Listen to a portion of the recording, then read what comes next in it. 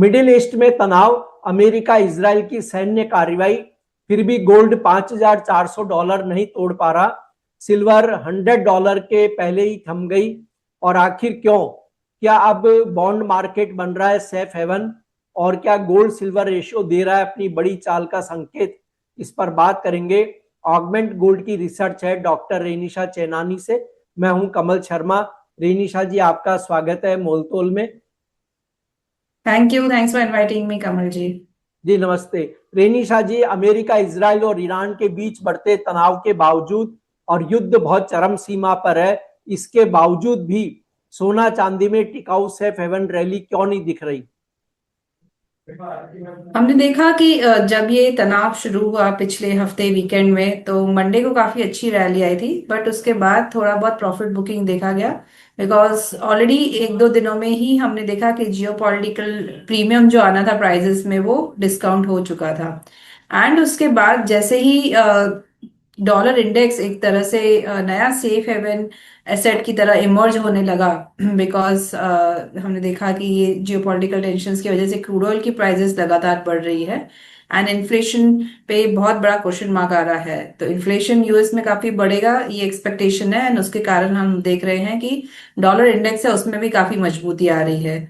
तो ये दोनों फैक्टर्स के पहले से ही जियोपॉलिटिकल प्रीमियम बन चुका था प्राइसेस में, और दूसरा डॉलर इंडेक्स का बढ़ना, ये दोनों फैक्टर है जिस वजह से हम देख रहे हैं कि गोल्ड एंड सिल्वर काफी वॉलेटाइल है। वन वे रैली नहीं दिखा रहे हैं जो जनरली वैसे दिखाते हैं। बट आई थिंक ओवरऑल जो आपको इनफैक्ट ये डिप्स मिल रहे हैं, प्रॉफिट बुकिंग मिल रही है, ये अच्छी अपॉर्चुनिटी मिल रही है बाइंग पोजीशंस बनाने के लिए। जी। और रेनिशा जी, अ, अगर यह जंग लंबी खिंचती है तो क्या हमें $5,400 से ऊपर गोल्ड और सिल्वर के $100 के ऊपर ट्रेड करते हुए देखने को मिल सकता है?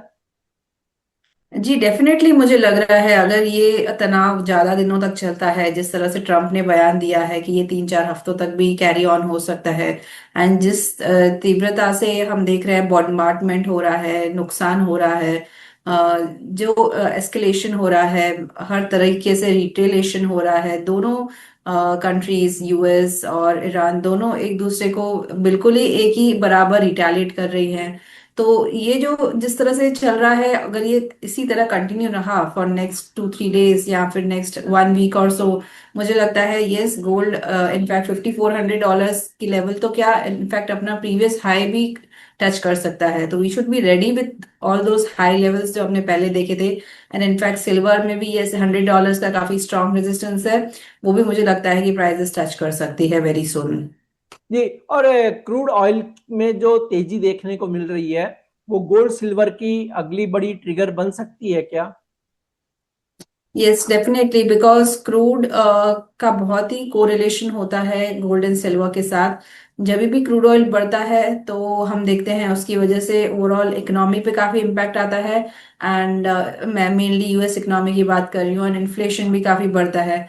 और राइजिंग इन्फ्लेशन में gold is the safe haven hedge. तो गोल्ड जो है ना सिर्फ इन्फ्लेशन का हेज है, इंटरेस्ट रेट्स बढ़ते हुए सिनारियो का भी हेज है, और आगे चल के कई तरह से हेज आ रहे हैं उसमें। जियोपॉलिटिकल टेंशंस हो तो एक ये उसका भी सेफ हेवन हेज है, हेज अगेंस्ट अनसर्टेन टाइम्स। तो हर तरह से अभी जो माहौल बना हुआ है वो डेफिनेटली गोल्ड एंड सिल्वर को सपोर्ट कर रहा है, एंड ये रैली मुझे लगता है और भी आगे जा सकती है। ये रेनिशा जी, 10 ईयर यूएस ट्रेजरी यील्ड के 4% से नीचे आने का गोल्ड पर क्या असर पड़ेगा? अभी जिस तरह से हम देख रहे हैं डॉलर इंडेक्स मजबूत हो रहा है, एंड ट्रेजरी यील्ड्स में भी काफी मूवमेंट देखी गई है। देखा जाए तो ट्रेजरी यील्ड्स करंटली, मैं आपको भी करंट प्राइसेस बता दूं, लगभग 4% के नजदीक है, 4.1% है। एंड जब से ये तनाव स्टार्ट हुआ है, इनफैक्ट ट्रेजरी यील्ड्स बढ़ ही रही है। तो मुझे लगता है कि जब भी ट्रेजरी यील्ड्स बढ़ती है, इसका मतलब है कि इंटरेस्ट रेट्स आगे चल के स्टेबल रहेंगे। जो मार्केट में एक्सपेक्टेशन थी कि इस बार हम 3 से 4 रेट कट्स देख सकते हैं, वो अभी कट की एक्सपेक्टेशन है, वो घट के अभी 2 इंटरेस्ट रेट कट पे आ चुकी है, because treasury yields have started rising. तो ये एक्चुअली एक नेगेटिव इम्पैक्ट होता है गोल्ड एंड सिल्वर के लिए। जब भी ट्रेजरी यील्ड्स बढ़े तो प्राइजेस गोल्ड एंड सिल्वर की नीचे आती है, तो इनवर्स कोरिलेशन रहता है। तो अगर 4% से नीचे आती है ट्रेजरी यील्ड्स, तो वो गोल्ड एंड सिल्वर के लिए पॉजिटिव रहेगा। अगर 4% के ऊपर सस्टेन रहती है, बढ़ के 4.25% आ जाती है, तो वो नेगेटिव रहेगा। और गोल्ड सिल्वर जो रेशियो है, उसे देखते हुए आप क्या मानते हैं कि क्या होगा बाजार में? गोल्ड सिल्वर का रेशियो अभी थोड़ा स्टेगनेंट हो चुका है। हमने देखा था कि पिछले साल काफी मूवमेंट आई थी, from 105 levels to almost 45 levels. Almost आधा हो चुका था गोल्ड सिल्वर रेशियो। अभी हम देख रहे हैं 55 से लेके 68 की रेंज है, इसी रेंज में ये रेशियो घूम रहा है। तो आई थिंक सिल्वर का आउट परफॉर्मेंस अब इस सिनारियो में मुझे थोड़ा कम लग रहा है, एंड ग्रेजुअली मुझे लग रहा है कि गोल्ड ज्यादा आउट परफॉर्म कर सकता है, जिस तरह से अनसर्टेनिटीज रिगार्डिंग जियोपॉलिटिकल टेंशंस बनी हुई है। तो मुझे लगता है ये रेशियो थोड़ा अपसाइड में जा सकता है, 65 टू 70 तक के भी लेवल्स देखे जा सकते हैं। सो इन नटशेल मुझे लग रहा है कि गोल्ड ज्यादा आउट परफॉर्म करना चाहिए ऐसे माहौल में, रादर देन सिल्वर। ऑलमोस्ट दोनों सेम ही परफॉर्म करेंगे, rather than silver, having a higher beta या higher performance. नहीं रेनिशा जी, यहाँ पर अब दो सवाल आते हैं कि एक ही रेशो 55 के नीचे टूटता है, तो क्या सिल्वर में हम आक्रामक खरीद करनी चाहिए? जी बिल्कुल। इनफैक्ट रेशियो में बाद में मूवमेंट आएगी, पहले सिल्वर में मूवमेंट आ जाएगी। तो मुझे लगता है कि $100 का जो एक लेवल है सिल्वर के लिए, बहुत ही इंपॉर्टेंट रेजिस्टेंस लेवल है। ये अगर टूटता है तो और ज्यादा अच्छी बाइंग देखी जा सकती है, 105 110 तक के भी लेवल्स देखे जा सकते हैं। तो यस, ये रेशियो के टूटने का वेट ना करें। इनफैक्ट मुझे ओवरऑल सिल्वर में अभी भी काफी पॉजिटिव मोमेंटम लग रहा है। करंट प्राइसेस पे भी एक्यूमुलेट किया जा सकता है, एंड अगर प्राइसेस 100 के ऊपर सस्टेन करती हैं तो भी आप और ऐड कर सकते हो। तो एक्चुअली देखा जाए तो स्टैगर्ड वे में आप सिल्वर को एक्यूमुलेट करते रहिए, ओवरऑल अच्छे रिटर्न्स बनेंगे। और दूसरा प्रश्न मेरा ये था कि अगर रेशो 65 के ऊपर निकल जाता है, तो क्या है पूरे मेटल सेक्टर में कमजोरी का संकेत होगा? जी, 65 से ज्यादा एक और लेवल है, 67 68। 68 के जी। ऊपर निकलता है तो I think that would be a level जहाँ पे सिल्वर में हम अंडर परफॉर्मेंस देख सकते हैं। ये सिनेरियो तब बन सकता है कि जब ग्रोथ पे काफी कंसर्न्स आए। जिस तरह से यूएस का जीडीपी डेटा हमने पिछले महीने भी देखा था कि इतना अच्छा नहीं आया था, ग्रोथ कंसर्न्स बने हुए हैं। चाइना से भी ग्रोथ कंसर्न्स बने रहते हैं। तो अगर बाकी की कंट्रीज भी अच्छा परफॉर्म नहीं कर रही हैं, वर्ल्ड जीडीपी अगर नीचे आ रहा है, इंडस्ट्रियल प्रोडक्शन नीचे आ रहा है, क्योंकि इतने टेंशन्स बने हुए हैं, इतनी अनसर्टिनिटी बनी हुई है, अगर ये सब हालात होते हैं, तो आई थिंक ये रेशियो यस आगे चल के 68 70 के लेवल्स जा सकता है। तो सिल्वर में हम अंडर परफॉर्मेंस देख सकते हैं, एंड गोल्ड को आउट परफॉर्म करते हुए देख सकते हैं। ये जब माहौल बनेगा तभी ये रेशियो आगे बढ़ेगा। जी। और अभी हम देख रहे हैं कि जैसे शेयर बाजारों की हालत ठीक नहीं है, बहुत ज्यादा पूरे दुनिया भर के शेयर बाजार टूट रहे हैं और अनिश्चितता तो बनी हुई है जब से ट्रम्प आए। तो ऐसे में अब वो पोर्टफोलियो में कितना परसेंट गोल्ड सिल्वर रखना चाहिए एक इन्वेस्टर को?